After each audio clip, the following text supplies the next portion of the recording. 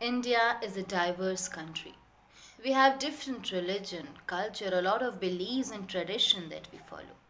But when we think about our country collectively, we all are Indians. What I think and what I believe that we should always prioritize our nation first and being called as Indian first rather than being identified by the name of the community we belong to. साथियों, देश के कानून देश के विकास में अत्यधिक आवश्यक भूमिका प्रदान करते हैं। किसी देश को विकसित या सशक्त बनाने के लिए सर्वप्रथम उस देश की कानून व्यवस्था सुदृढ़ और कानून सभी नागरिकों के लिए एक समान होना चाहिए। ऐसा करने से उस देश का छोटे से छोटा वर्ग भी समान रूप से विकसित और सशक्त बन पाता है।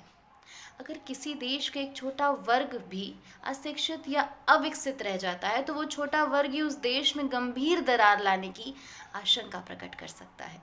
ऐसे में यूसीसी समाज के सभी वर्ग के व्यक्तियों को एक समान विकसित और सशक्त और सक्षम बनाने की दिशा में एक ऐतिहासिक कदम है। यूसीसी अर्थात एक देश, एक कानून, सबका विकास एक साथ। अगर हमारे देश में, भारत में, क्रिमिनल लॉ सभी धर्म पंथ के व्यक्तियों के लिए एक समान लागू होता है, तो पर्सनल लॉज या सिविल लॉज जो समाज के सुधार और अपलिफ्टमेंट में सहायक हैं, उनको भी सभी पंथ वर्ग के व्यक्तियों के लिए एक समान लागू करने में समस्या क्या है? यूसीसी का लागू होना अर्थात देश का वास्तविक मायने में संविधान के हिसाब से चलना। यूसीसी का लागू होना अर्थात भारत का वास्तविक मायने में पंथनिरपेक्ष, धर्मनिरपेक्ष, लोकतांत्रिक और गणराज्य होना।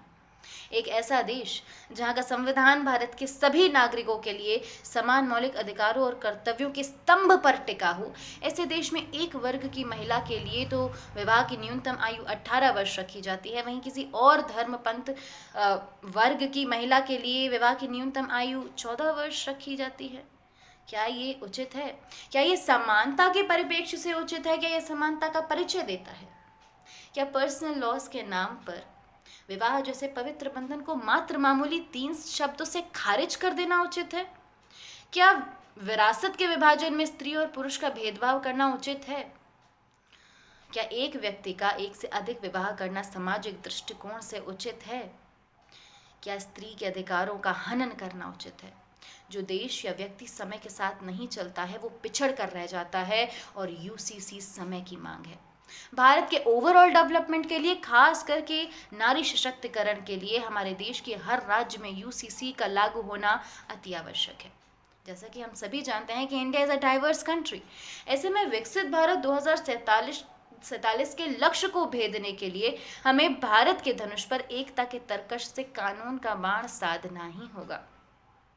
UCC is just not the unification of personal laws, but the unification of the whole society that ensures the development from the first person to the last person in the queue. और अगर हम बात करें कि किसी एक धर्म विशेष को टारगेट करने के भ्रामक विचार की, तो मैं आप सभी से कहना चाहती हूँ कि अगर सती प्रथा और बाल विवाह जैसी कुरीतियाँ आज भी हमारे समाज में प्रैक्टिस हो रही होती तो यूसीसी इनके खिलाफ भी कानून बनाता, इन पर भी प्रतिबंध लगाए जाते। अब हालांकि ये कुरीतियाँ बहुत पहले से ही एबॉलिश हो चुकी हैं, इसलिए हम इनके बारे में चर्चा नहीं कर रहे हैं। खैर, इतिहास गवाह है कि हमारे देश में जब जब समाज सुधार के लिए कोई प्रस्ताव रखा गया है तब तब हमारे देश में विरोध हुआ है। भारत में जब कंप्यूटर लाने का प्रस्ताव रखा गया तब भी विरोध में हमारा देश जलाया गया था, और आज वही कंप्यूटर देश के विकास में अवर्णनीय सहयोग प्रदान कर रहा है। मैं मानती हूँ कि आज हमें अपने देश के बारे में सोचना चाहिए, देश के विकास का लक्ष्य साधना चाहिए और मानवीय धर्म का पालन करना चाहिए कि पग पग पर धर्म का नाम लेते हो उस खुदा से डरना सीखो। जिस देश ने तुमको मान दिया, सम्मान दिया, उस देश के हित में कहना सीखो। धन्यवाद। जय हिंद, जय भारत।